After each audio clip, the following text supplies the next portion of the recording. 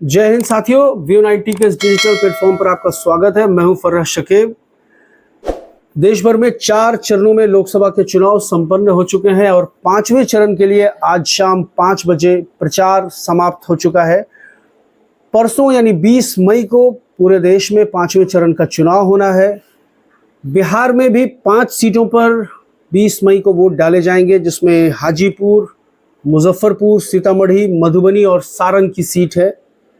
आज हम आपसे सिर्फ हाजीपुर की सीट के बारे में बात करेंगे, क्योंकि हाजीपुर की सीट, वहां से जो उम्मीदवार हैं वो मोदी के कथित हनुमान चिराग पासवान हैं, जो लोजपा आर के राष्ट्रीय अध्यक्ष भी हैं, सुप्रीमो भी हैं। अपने पिता के जाने के बाद अपनी पार्टी को वो कैरी ऑन कर रहे हैं और पार्टी बीच में 2 टुकड़ों में बंट गई थी, वो अब भी बटी हुई है, लेकिन पशुपतिनाथ पारस को एनडीए में किनारे लगा दिया गया है। और उसके बाद हाजीपुर के अलावा अन्य 4 सीटें वो लोजपा आर के खाते में आई हैं, जिसमें जमुई है, वैशाली है, खगड़िया है, समस्तीपुर है और हाजीपुर है। तो जमुई, हाजीपुर, माफ़ कीजिएगा, जमुई, समस्तीपुर और खगड़िया, यहाँ चुनाव हो चुके हैं और अब 5वें चरण में हाजीपुर में चुनाव होना है, जहाँ खुद चिराग पासवान उम्मीदवार हैं। लेकिन कहा जा रहा है कि चिराग पासवान की राहें इस बार बहुत आसान नहीं है। हालांकि इसमें कोई संदेह नहीं है कि ये उनके पिताजी की कर्मभूमि रही है। रामविलास पासवान जी यहाँ से लगातार कई बार सांसद रहे हैं और रिकॉर्ड मतों से वो चुनाव जीतते रहे हैं। लेकिन उनके सुपुत्र जो पहली बार हाजीपुर से चुनाव लड़ रहे हैं, जब वो संसदीय राजनीति में आए थे तो उन्होंने 2 बार जमुई लोकसभा का प्रतिनिधित्व किया है। पहली बार वो हाजीपुर सीट पर अपनी किस्मत आजमा रहे हैं। लेकिन कहा जा रहा है कि इस बार चिराग पासवान की राहें उतनी आसान नहीं हैं, जो कभी रामविलास पासवान जी के समय में लोक जनशक्ति पार्टी के लिए हुआ करती थी हाजीपुर में। तो साथियों, इसमें कुछ फैक्टर्स हैं, उस पर हम चर्चा कर लेते हैं। सबसे पहले तो बात कर लेते हैं बिहार में इस वक्त जो एनडीए के साथ नीतीश फैक्टर साथ साथ चल रहा है। नीतीश फैक्टर यानी 2020 में जो मोदी के इस कथित हनुमान के द्वारा चिराग मॉडल का प्रयोग किया गया, भाजपा ने जो चिराग मॉडल का प्रयोग किया पर्दे के पीछे रहते हुए नीतीश कुमार के कुर्ते को छोटा करने के लिए, उस प्रयोग का रिएक्शन नीतीश कुमार जी के कोर वोटर्स में और नीतीश कुमार का जो स्वजातीय समाज है उसमें अब देखने को मिल रहा है। और बड़ी संख्या में नीतीश कुमार के कैडर्स वोट जो हैं वो महागठबंधन की तरफ शिफ्ट हो रहे हैं। हाजीपुर में भी यही खेला होने वाला है या कुछ और इससे अलग हट के होगा, ये तो खैर समय ही बताएगा। लेकिन कुशवाहा समाज, जिसका अच्छा खासा प्रभाव है हाजीपुर की लोकसभा सीट पर, उसने तो बाकायदा पंचायत करके हाजीपुर में चिराग पासवान का बहिष्कार करने की घोषणा कर डाली है। ये सबसे बड़ा फैक्टर यह है कि रेणु कुशवाहा, जो चिराग पासवान की पार्टी की बहुत वरिष्ठ नेत्री थी, उनको खगड़िया से चुनाव लड़ाने का शायद आश्वासन दिया गया था और उसके बाद उनका टिकट काट दिया गया। और कई अन्य कुशवाहा समाज से आने वाले प्रभावशाली नेता, जो जमीनी नेता थे, जो लोक जनशक्ति पार्टी के संगठन के कर्णधार थे, आप ये समझ सकते हैं कि वो पालकी उठाकर चल रहे थे लोक जनशक्ति पार्टी की, उनको किनारे लगाते हुए जिस तरह से टिकट वितरण किया गया है, उससे जो कुशवाहा समाज है और जो लोग कुशवाहा समाज से आने वाले जो लोग टिकट की राह में आस लगाए बैठे थे चिराग पासवान की तरफ से, उनको जब निराशा हाथ लगी है, तो इस बार उन्होंने चिराग पासवान समेत उनके 4 उम्मीदवारों को सबक सिखाने का भरपूर फैसला कर लिया है। और हाजीपुर में तो बाकायदा कुछ हफ्ते पहले पंचायत भी की गई है, जिसमें और कहा जा रहा है कि रेणु कुशवाहा ने तो बाकायदा वहाँ डेरा डाल रखा है। वो एक एक घर में, अपने समाज के एक एक घर में जा रही हैं और उनके साथ जो अन्याय हुआ है वो उसको बता रही हैं।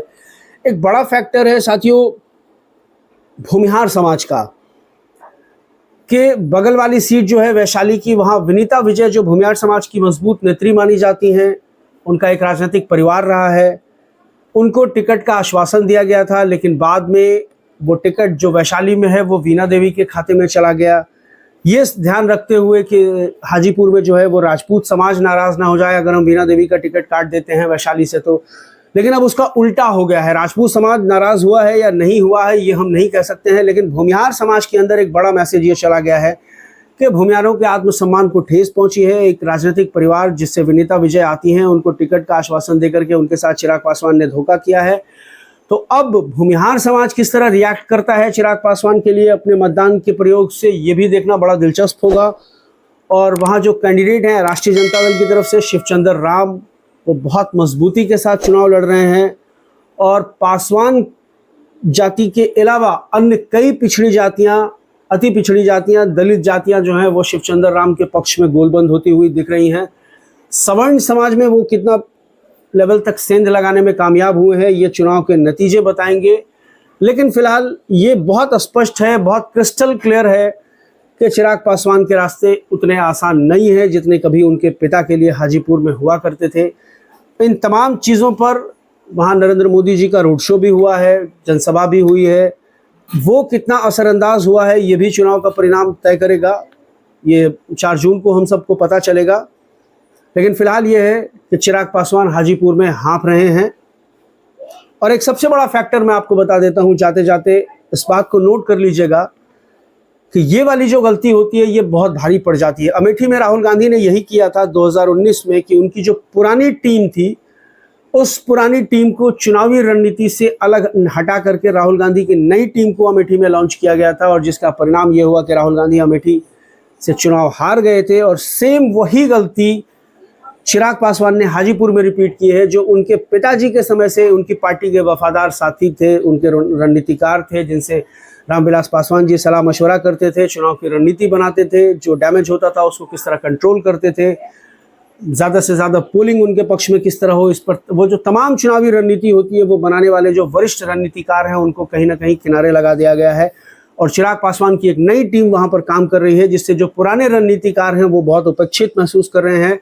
तो ये एक बहुत बड़ा फैक्टर हो सकता है। चिराग पासवान अगर वहाँ से अपनी सीट लूज़ करते हैं तो ये देखना बड़ा दिलचस्प होगा। वैसे अगर हम बात करें तो पहले ही उनको 12 जनपद से नॉर्थ एवेन्यू शिफ्ट किया जा चुका है, यानी कि उनका कद एनडीए ने छोटा कर दिया है। भले ही वो अपने आप को मोदी जी का हनुमान समझते रहें, कुर्ता चौड़ा करते रहें, लेकिन जो बड़ा फैक्टर है और जो बड़ा सत्य है वो यही है कि पहले उनकी पार्टी को 2 टुकड़ों में बांटा गया, फिर 12 जनपद का घर लिया गया, नॉर्थ एवेन्यू शिफ्ट किया गया। अब 4 जून को क्या नतीजा आएगा वो देखना बहुत दिलचस्प होगा। और यकीन मानिए अगर 4 जून को नतीजे रामविलास पासवान जी की जो मेहनत है, जो विरासत है, उसके पक्ष में नहीं आए, और जैसा कि उम्मीद की जा रही है, जमुई में भी बहुत कांटे की टक्कर हुई है, वहाँ भी सीट फंसी हुई है उनके जीजा जी की।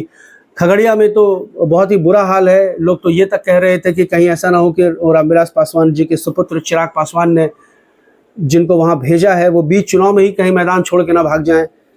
लेकिन वहाँ भी कांटे की टक्कर है। समस्तीपुर में सनी हजारी बहुत अपर हैंड पर दिख रहे हैं, हालांकि वहाँ चुनाव हो चुका है और अब खुद चिराग पासवान मैदान में है। तो ये देखना बहुत दिलचस्प होगा। अगर नतीजे उनके मन मुनाफिक नहीं आते हैं, पार्टी के पक्ष में नहीं आते हैं, तो 2025 में क्या चिराग पासवान उसी रामविलास पासवान के सुपुत्र की हैसियत से मोदी जी के कथित हनुमान की भूमिका निभाएंगे, या उनका कद और कुछ छोटा किया जाएगा। बहुत बहुत शुक्रिया।